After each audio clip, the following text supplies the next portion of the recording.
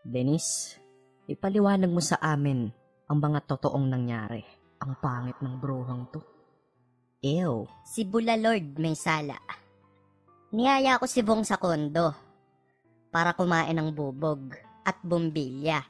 Pero itong gagong to, gusto kainin blade. So ang sinasabi mo, si Bulalord kasama sa panggugulpe, tama ba? Ang hapdi mo sa mata. Opo, may ebidensya ako. Nakunan siya sa CCTV camera. Parang ang gago eh. Bumabati sa mga kamag-anak niya eh. Wala namang audio yun.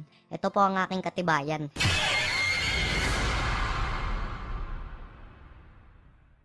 Nakita niyo naman po, di ba? Hunghang na lang ang magsasabi na edited yan. We, talaga lang ah. Baka naman ninanapolis mo lang kami.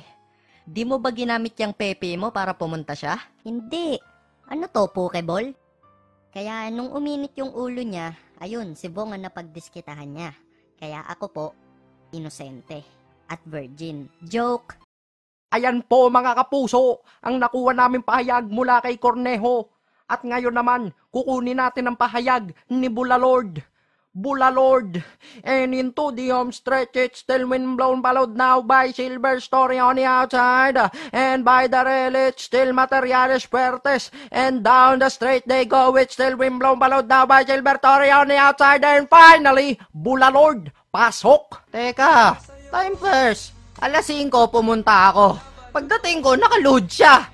Tapos, sabi ko, anong kabalbalan yan?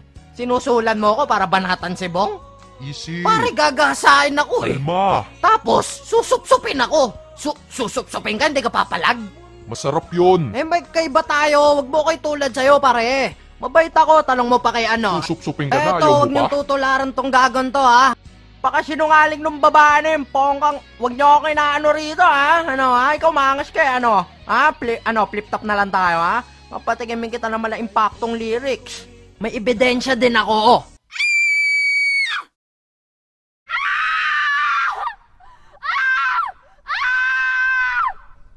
Bulalord, kung may problema ka sa akin, text mo lang ako sa Dennis Hotline,